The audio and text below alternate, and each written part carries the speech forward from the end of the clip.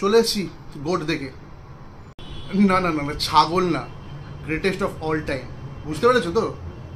থালাপাতি বিজয় 68th cinema, মানে second last cinema বলা যেতে পারে, যেটা রিলিজ হয়ে গেছে, গ্রেটেস্ট অফ অল টাইম।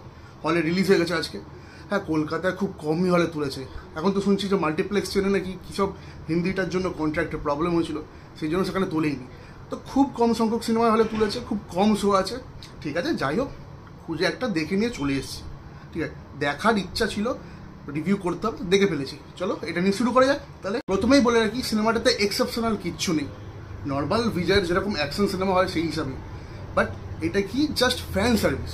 ঠিক আছে, এটা বিজয়ের যে ফ্যান্স আছে, থালাপাতি বিজয়ের যে একটা, আমরা জানি ইন্ডিয়াতে জুড়ে বেশিরভাগ তামিলনাড়ুতে তারা বড় সংখ্যক ফ্যান আছে। ঠিক আছে, ফ্যান বেস আছে, তাদের জন্য সিনেমাটা তৈরি করা। এটা জাস্ট বিজয়কে সেলিব্রেট করা, একটা সুপারস্টার তো না, সেলিব্রেট করার জন্য সিনেমাটাকে তৈরি করা। সিনেমা স্টোরি তোমরা ট্রেলারে দেখে কি বুঝেছো? একটা মানে বেশ এআই বেসড একটা ফ্যান্টাসি, একটা অ্যাডভেঞ্চার টাইপের সিনেমা হতে চলেছে, তাই তো? মানে সবার এক্সপেকটেশন ওটাই ছিল। কিচ্ছু নেই, বিশ্বাস করো, কিচ্ছু নেই। এটা একটা রেগুলার অ্যাকশন বেসড সিনেমা। ঠিক আছে, স্টোরির মধ্যে যেটা বলা যেতে পারে, এটা স্পয়লার হবে না, যে বিজয়, থালাপাতি বিজয়, প্রভুদেবা যাদেরকে দেখেছো, ওরা 4 জন ক্যারেক্টার ছিল। প্রভুদেবা আর থালাপাতির নামটাই জানি, ওরা রয়ের এজেন্ট। ঠিক আছে, রয়ের হয়ে সব থেকে বেস্ট কাজগুলো ওরাই করে। ঠিক আছে, এইটাই হচ্ছে সিনেমার মানে পয়েন্ট, বেস পয়েন্ট হচ্ছে এইটাই। এবার তারপরে কি হয়েছে না হয়েছে, অ্যাকশন কী করে, বিজয়ের ডাবল রোল মানে বাবা ছেলে কীভাবে আসবে না হবে অ্যাকশন, সেইগুলো দেখার জন্য তোমাদেরকে সিনেমা দেখতে হবে। সিনেমা দেখলে না হলে কিছু বুঝতে হবে না।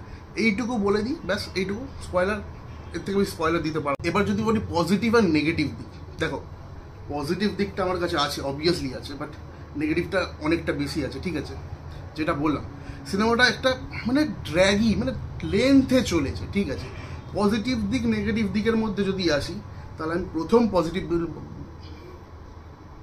এবার আসি সিনেমার পজিটিভ দিক আর নেগেটিভ দিকের মধ্যে।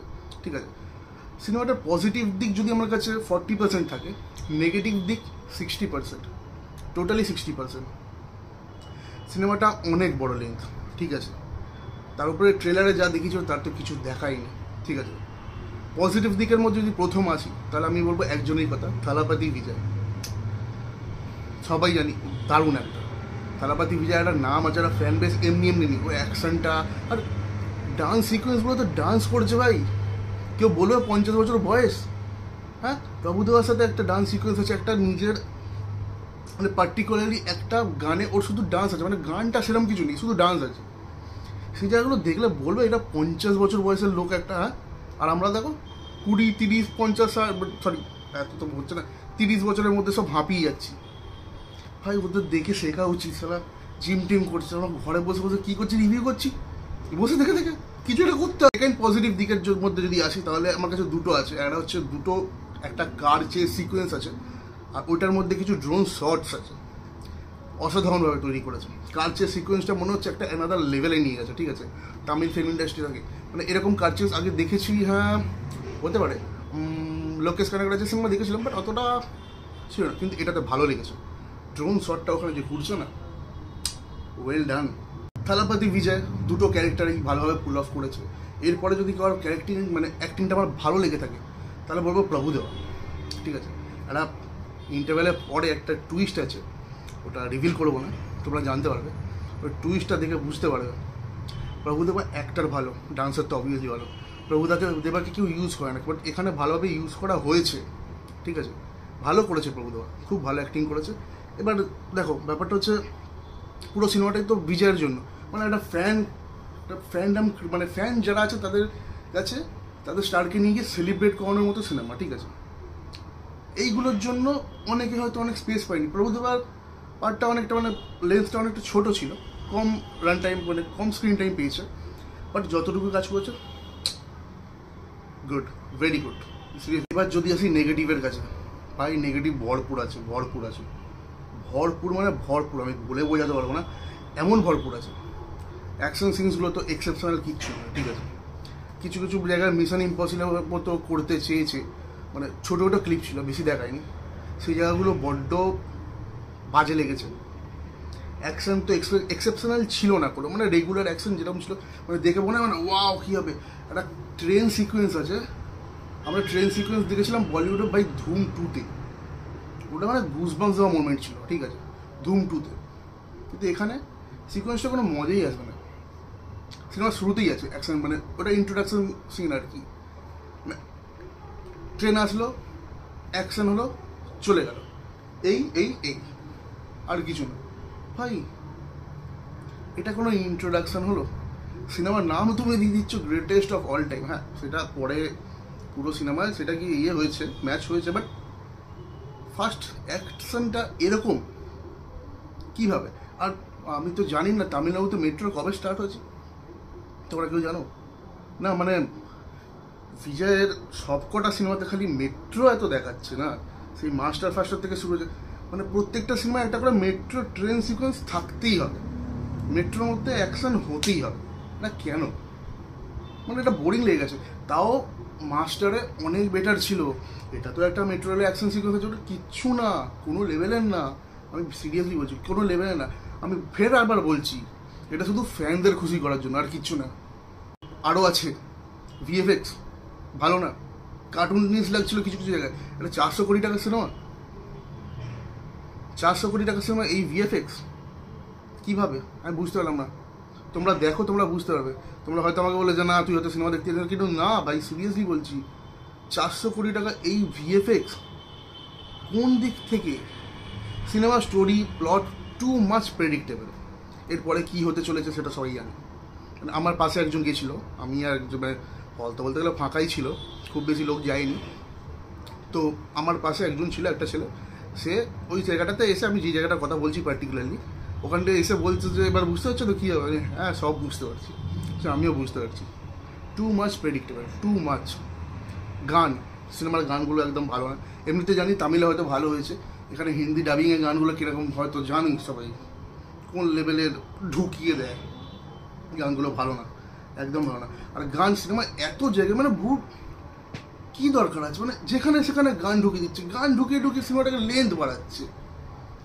একটা টাইম আছে, স্ক্রিন প্লে খুব বাজে, প্রথম হাফ টাইমে তাও একটু বেটার ছিল, সেকেন্ড হাফ থেকে স্ক্রিন প্লে বড্ড বোরিং, সিনেমাটাকে লেন্দি করেছে। মানে সেকেন্ড হাফের পরে তোমার মনে হয় ভাই কখন শেষ হবে, এক তো প্রায় 1.5 ঘন্টার কাছে গিয়ে ইন্টারভাল, তারপরে সেকেন্ড হাফে যদি এত লেন্দি লাগে, 3 ঘন্টা 3 মিনিট সামথিং সিনেমা, 3 ঘন্টা সিনেমা প্রায়, আমি বলছি বসে বসে মনে হচ্ছে হয়তো 4 ঘন্টা ধরে দেখছি, এত লিন্দি আর এত বগা স্ক্রিন প্লে, এত লম্বা টাইম। একটা সিনেমা একটা জায়গায় ছিল যে ওর নাম তো গান্ধী, বিজয়ের নাম তো গান্ধী ক্যারেক্টার, ঠিক আছে, তো এটা গান্ধী, সুভাষচন্দ্র বোস আর নেহেরুকে নিয়ে একটা জোক আছে ভাই, ওইটা আমি এনজয় করেছি, পুরো সিনেমাটা খুব এনজয় করেছি, মানে হেভি লেগেছে। তাছাড়া জানি না, দেখতে গেছিলাম, দেখে গেলাম, দেখো সিনেমাটাকে নিয়ে আমি খুব বেশি এক্সপেকটেশন নিয়ে যাইও নি, আমি গেছিলাম, এরা বেরিয়েছে, দেখতে যাচ্ছি বাস, আর কিছু না। তো যেই এক্সপেকটেশনটা নিয়ে গেছিলাম সেটা ফুলফিল তো হয়নি। হ্যাঁ, বলবো না যে একদমই বোরিং, পুরো টোটালটা আমার লেগেছে বোরিং, বাট টোটালটা বলবো না। কিছুটা জায়গায় তোমার অ্যাকশন সিকোয়েন্স আমার ভালো লাগেনি বলে তোমাদের ভালো লাগবে না, এটা হতেই পারে না, কোনো জায়গায় ভালো লাগতেই পারে। এমনিতে তো স্ক্রিন, মানে 3-2 স্ক্রিনসগুলো ক্যাপচার করেই রেখেছে, তার মিডিলে আমাদের হায়দ্রাবাদ বলো, হায়দ্রাবাদেও খুব কমই শো লেগেছে আমি যেটা দেখলাম, মুম্বাইতে দেখিনি, কলকাতা তো খুবই কম স্ক্রিনস আছে, যেহেতু কোনো মাল্টিপ্লেক্সে রিলিজ হয়নি, তোমার স্ক্রিন সিঙ্গেল স্ক্রিন, মানে বসুশ্রী হাতে পাবে, আমাদের অজন্তা এসএসআর আর এসভিএফের কিছু জায়গায় লেগেছে। তো তোমাদের কি সিনেমাটা দেখা উচিত? ওয়ান টাইম ওয়াচ দেখতে পারো, একবার গিয়ে দেখতে পারো, কোনো প্রবলেম নেই। তবে যদি বোর হও আমাকে বলবে না, আমি কিছু বলিনি, যদি বোর হয়ে যায় তাহলে আমার দোষ নয়, কিন্তু আমি প্রথম থেকে 1 করে দিয়েছি, একদম খারাপ লাগবে না। কিছু কিছু জায়গায় কি বড্ড বোরিং লাগবে, যেমন গান, যেটা বললাম, গান ইন্টারভেলের পর 3 ঘন্টা সিনেমা, স্ক্রিন প্লেটা এত টেনেছে যার জন্য এতটা লেন্দি লেগেছে, এইসব কারণগুলো ছাড়া। হ্যাঁ, এবার যদি তুমি বিজয় থালাপতি বিজয়ের ফ্যান হও, ওকে একটা মানে হেভি জায়গায় দেখতে চাও, মানে এরকম এক্সপিরিয়েন্স করতে চাও, তাহলে এটা তোমার জন্য। থালাপতি বিজয় ফাটিয়ে দিয়েছে, ওরা একটা সাইকোর অ্যাক্টিং, ওরা অ্যাক্টিং দারুণ ছিল, সাইকো টাইপের অফ অ্যাক্টিং খুব ভালো করেছে। তো তোমরা যদি দেখতে চাও দেখতে পারো, তবে ওয়ান টাইম ওয়াচ, বারবার আমি রেকমেন্ড করবো না। তাছাড়া যখন যদি না দেখতে চাও, কিছুদিন পরে তো থালাপতি বিজয়ের সিনেমা কিছুদিন পরেই চলে আসবে, নেটফ্লিক্সে দিয়ে দেবে, তখনও দেখে নিতে পারো, কোনো প্রবলেম নেই, কোনো মিস করবে না। কারণ যা কামাই করার তামিলনাড়ু থেকে তো করেই নিয়েছে, করে নেবেও। এই সপ্তাহটা পুরো যাবে। আর যদি তামিলনাড়ুর আমি সিনেমা হলগুলো দেখছিলাম, এক হাউসফুল, একটা টিকিট নেই, একটা মাছি গলার জায়গা নেই, ঠিক আছে। তো তার কলকাতা, হায়দ্রাবাদ, মুম্বাই, দিল্লি, চেন্নাই তো আছে, মানে গুরুগ্রাম, এখানে তেনা, এ তো কোনো যায় আসে না, টাকা তুলে নেবে। তো তোমরা যদি দেখতে চাও দেখতে যেতে পারো, কোনো প্রবলেম নেই, বাট ওয়ান টাইম ওয়াচ, আর না হলে নেটফ্লিক্সে আসা দেখে নেবে, ব্যাস। এই একটা তো বলিনি, সিনেমার একটা পোস্ট ক্রেডিট সিনও আছে, হ্যাঁ, যেটা এখনকার ডাইরেক্টরটা কী ভেবেছে জানি না, চলো একটা পোস্ট ক্রেডিট সিন দিয়ে দিই, মানে একটা হাইপ ক্রিয়েট হয়ে গেল। এই চলছে, এটাতেও আছে, যদিও কোনো কাজে লাগে না, এটা কী হবে জানি না, দেখা যাক কী হয়। তো এইটা ছিল the greatest of all time starring Thalapathy Vijay. এটার রিভিউ আমার যেটা মনে হয়েছে দেখে আমি সেটা বলেছি, তোমাদের ওপর জোর জবরদস্তি কিচ্ছু বলবো না, তোমরা দেখতে চাইলে দেখো, আর চ্যানেলটাকে সাবস্ক্রাইব করে নাও যাতে নতুন নতুন ভিডিও আসে তোমাদের কাছে পৌঁছে যায়। লাইক বাটনটা প্রেস, এই লাইকটা করে, সরি ভুল বলো, লাইকটা করে দাও, ঠিক আছে, আর নোটিফিকেশানটা প্রেস করে দাও, ঠিক আছে। অনেকে সাবস্ক্রাইব করছো না, করে নাও কিন্তু, ভালো কথা বলছি, মজা হবে। চলো টাটা।